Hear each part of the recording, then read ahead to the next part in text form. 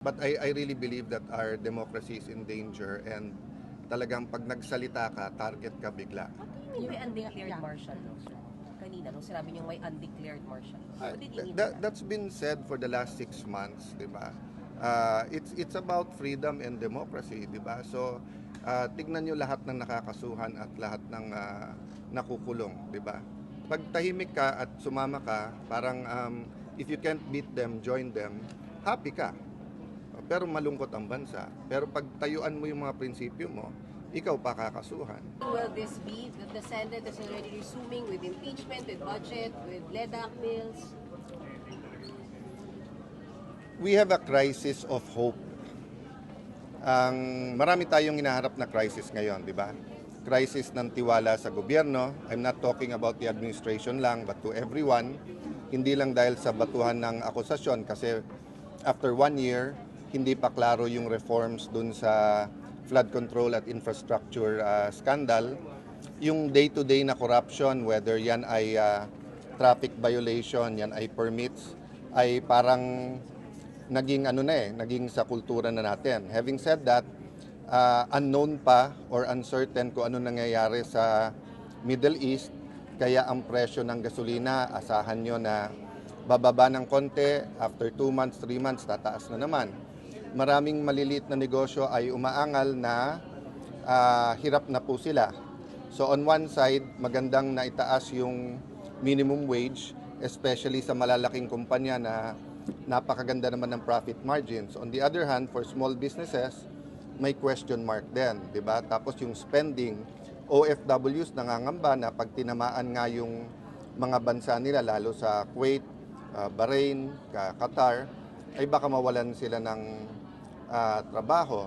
Then of course, for many in the opposition, yung undeclared martial law is an issue and meron nga bang election sa 2028. So all of this, SONA is an opportunity to give some certainty.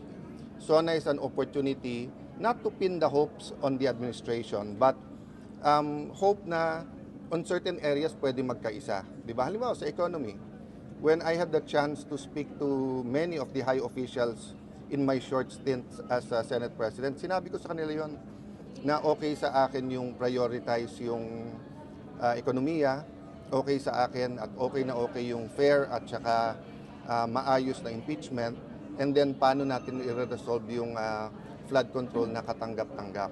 So it's an opportunity, mamaya is an opportunity, but as you said nga, no, kanina binibilang ko lang yung oras eh.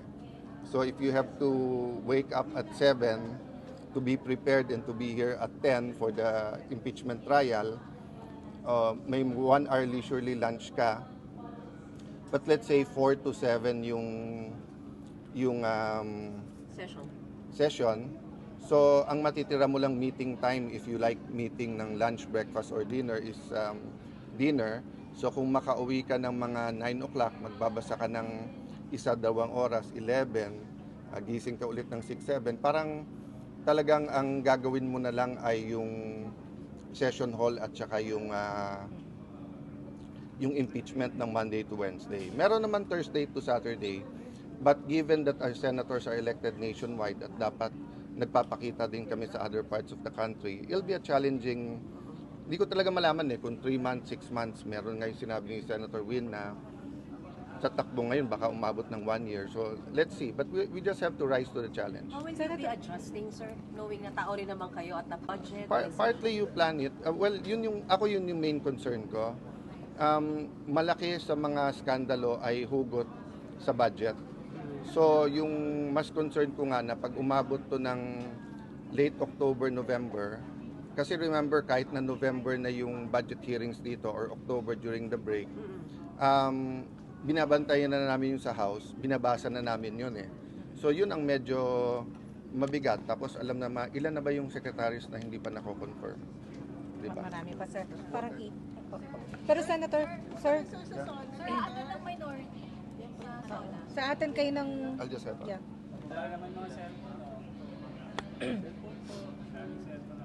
Sir, atin kayo mamaya at bakit po kayo naka-block? Hindi pa kami nag-uusap lahat. Ako mas preference ko siguro panoorin na lang sa TV.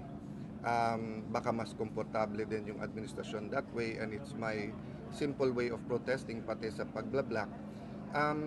Unlike in 1986, 87 na ramdam talaga na may question of democracy.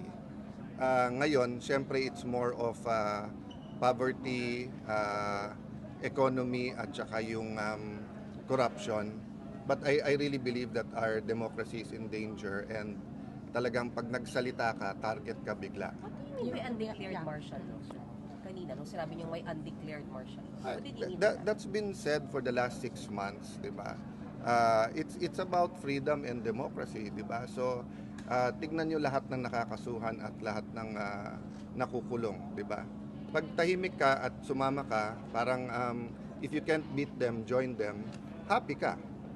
Pero malungkot ang bansa. Pero pag tayuan mo yung mga prinsipyo mo, ikaw pa kakasuhan, di ba? This morning lang I was meditating on Mike Defensor, no? I don't know his activities. I haven't kept in touch with him, but assuming he donated money.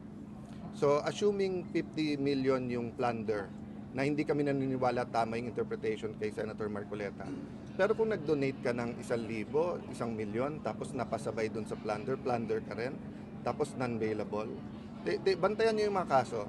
Pag medyo kumampi, etc., hindi mo sure kung ifa-file o kaya bailable.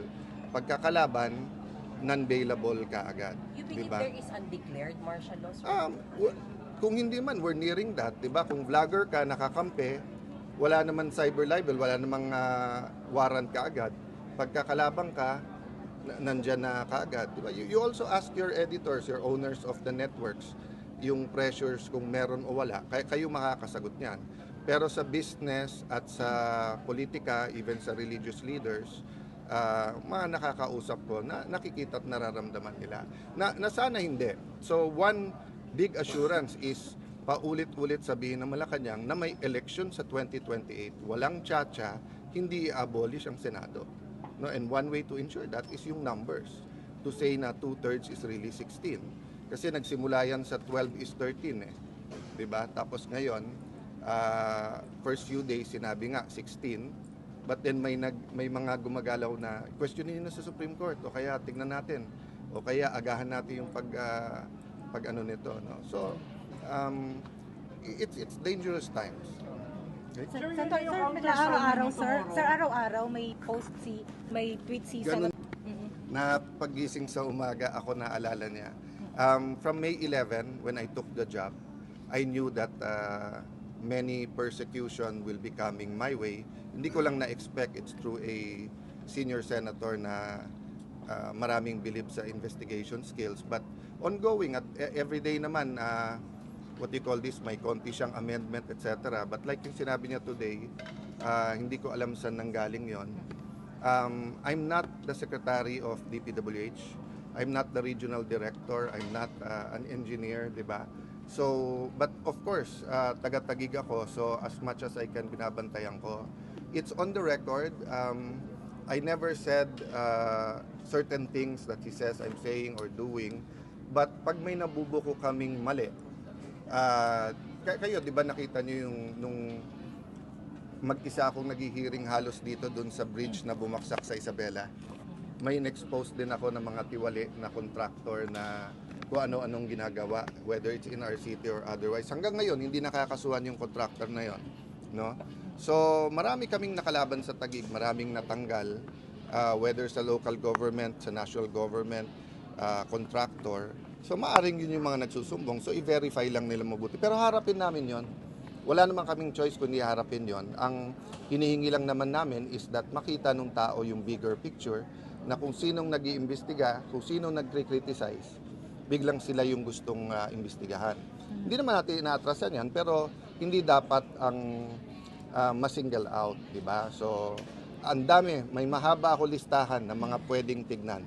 So, having said that, let's finish the SONA, the contra SONA, then we'll have all the time for both the impeachment and allegations of corruption. But harapin natin yan. May insertion daw po kayo ng more than 6 billion pesos sa 2025 budget. Kapag ka minority, insertion. Pag majority, amendment. Di ba? Pagka majority, pwedeng lahat ng senador may amendment And sasagutin ko sa tamang forum at panahon kahit sa harap nyo. But I want na ilatag niya yung ano ba talaga ang sinasabi niya, magkano, saan, etc. So, ang sinasabi niya ba, basta't nasa budget at nasa tagig, ako na naglagay nun. Walang ibang officials from the cabinet to, di ba? Hindi mo masasagot yung allegation nang hindi buo eh. So, halimbawa, di ba yung sinabi? Pag sinabing mainstream media, maraming bayaran. Hindi ba unfair sa inyong lahat yun? Hindi ba unfair sa lahat, pati sa mga, ano yun, di ba? So, sabihin mo, sino, paano, magkano, para masagot mo. Di ba? So, din po siya sa tweet na yung mga projects na nabayaran ng alin project nga yun? Alin project yun? So, So, gusto niyo pag sinabi specific? kong may Nympha, matanda na tayo. Walang allegation na sinasagot na hindi mo alam kung ano yung allegation. Di ba? So, pag sinabi kong meron dyan radio anchor o anchor sa TV o may vlogger dyan, nabigyan, may PR, sasagutin mo. Pero Hindi mo alam kung anong... Pero masasiguro niyo po walang ghost sa... Sorry, last question. Yes? Sinasabi niyo po ang right to place para sa inyo ay sa Kayanas. Ang para sa administrasyon na to, lahat ng kritiko nila gusto nila sa Payatas. So I leave it to God, I leave it to our people. Kilala niyo ako, kilala niyo yung naging patakaran ko. You ask our reputation sa Taguig kung pumapayag kami ng kalokohan. Kaya nga maraming galit na contractor eh. Kasi nga, mahigpit ang patakaran. Kung may nakalusot dyan, etc., let's see. Diba? But you know us, you know us. You might not always like me, maybe more times, asar o hindi, etc. But you know us. You know us. And people know us, di ba? Pero sa sinabi niya na walang ghost project sa atin. Sabi ko, to my knowledge, walang ghost project. Okay. This ex parate. I've said that again and again.